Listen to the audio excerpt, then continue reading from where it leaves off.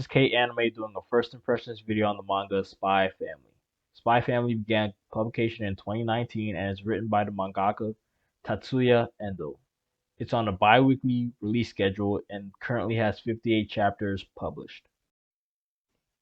Spy Family has a pretty heavy slice of life influence, but it has enough action to maintain realism within its setting. The premise of the story is that two nations on the brink of war can avoid conflict if a certain pro-war politician is assassinated before it's too late. The countries themselves don't play that big of a role within the first 10 chapters. It's just a avenue to introduce the three main characters. The first being Twilight, the second being Anya, the third being Yor. Between the three of them, Anya's probably the one that's the, I guess, breakout character of the show, of the manga.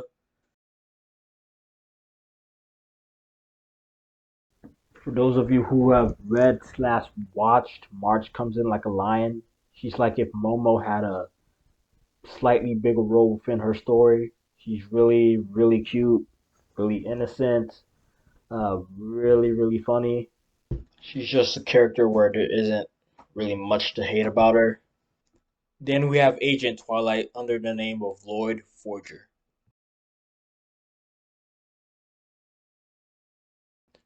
At first, Twilight is characterized as a very callous person, but over the course of the 10 chapters, we see him develop at least somewhat parental inclinations towards Anya.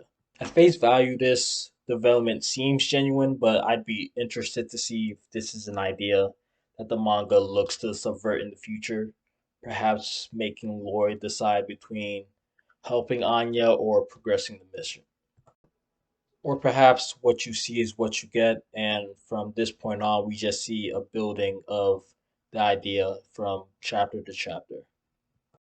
When it comes to Twilight's ability as a spy, the manga maintains a pretty down to earth feel. He's not pulling out some crazy gadgets every other chapter, nor is he pulling off some crazy stunts.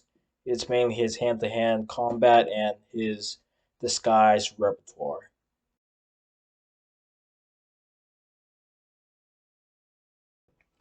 Next up, you have Yor Briar, who is working as an assassin in the manga.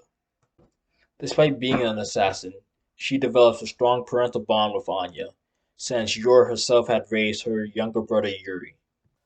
Compared to Anya and Twilight, Yuri doesn't have as much of a prominent place in the story, which is a bit of a disappointment.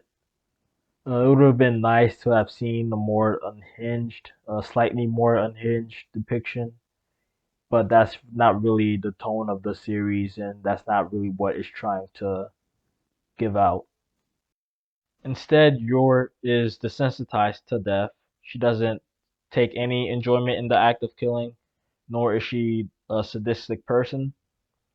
When you first see her on her first hit job in the manga, you might think that her assassin side is the product of some type of mental conditioning that's activated via some kind of code word or a trigger word, but that doesn't seem to be the case. She just seems to be an assassin who is good at her job, but all in all is a pretty well adjusted and grounded individual. So, given the tone of the story, you can't get too mad at Yor's depiction. She has really great moments with Anya, and you can assume in the future she's going to have some type of relationship with Twilight. Overall, the first 10 chapters of Spy Family are pretty good. There's nothing too much to complain about. The plot is pretty simple, but it's not trying to be more than what it is. You can gravitate towards the main cast of characters, and there's nothing too egregious in the character writing to really turn you off. So overall, it's a fun little series, and the anime coming out in April should be a pretty big boost to its popularity.